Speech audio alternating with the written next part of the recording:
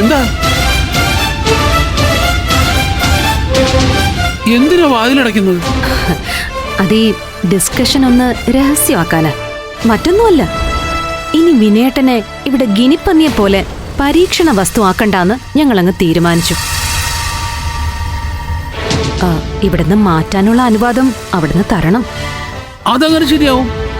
ഈ അവസ്ഥയിൽ ഒന്നുമല്ലാതെ ഇവിടുന്ന് കൊണ്ടുപോയാൽ എന്റെ സ്ഥാപനത്തിന് അത് കുറച്ചില്ലല്ലോ. ഒരു കുറച്ചിലുമില്ല. ഞങ്ങൾ എടുത്തോണ്ട് പോകുമ്പോഴല്ലേ വൈദ്യർക്ക് കുറച്ചിലുള്ളൂ. വൈദ്യുതി ഡിസ്ചാർജ് തന്നാ പ്രശ്നമൊന്നുമില്ലല്ലോ. ഡിസ്ചാർജ് ചെയ്യാനോ? അതെ. നോക്ക് വൈദ്യരെ, ഞങ്ങളിവിടെ പ്രശ്നത്തിനൊന്നും വന്നതല്ല. നിങ്ങളുടെ ചികിത്സയെ പറ്റി ഞങ്ങൾക്ക് വളരെ നല്ല മതിപ്പാ. അതാണല്ലോ ആദ്യം വിനയേട്ടൻ എഴുന്നേറ്റ് നടന്നതും ഇവനെ പേര് ചൊല്ലി വിളിച്ചതും. ആ വിശ്വാസം പക്ഷേ അവിടെ തീർന്നു. അതാ കാര്യം. ഇപ്പൊ ഇവിടെ നടക്കുന്നത് എന്താണെന്ന് നിങ്ങൾക്കും അറിയാം, ഞങ്ങൾക്കും അറിയാം.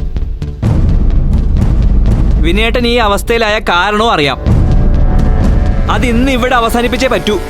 നിങ്ങൾക്ക് എന്തറിയാന്നാ പറയുന്നത്?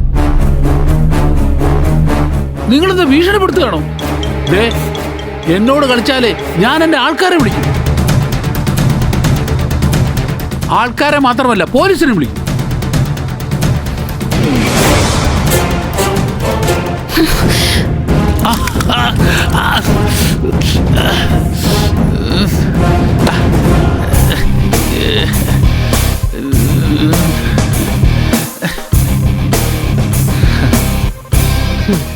എങ്കി വിളിക്ക്.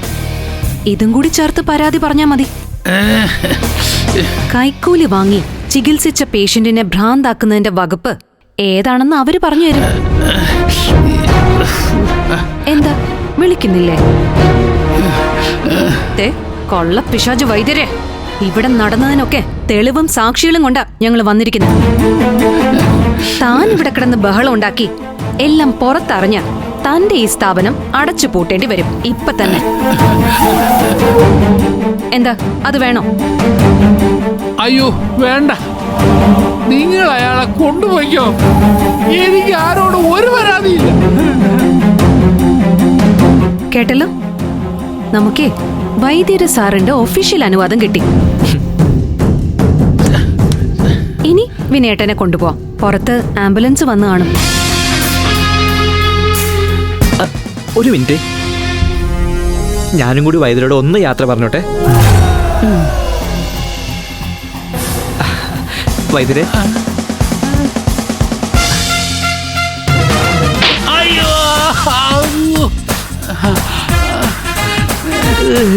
അയ്യേ,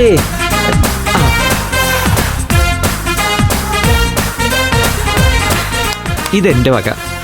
ഇത് തരാതെ പോയാലേ എനിക്ക് ഉറക്കം വരില്ല. അതുകൊണ്ടാ. പോട്ടെ.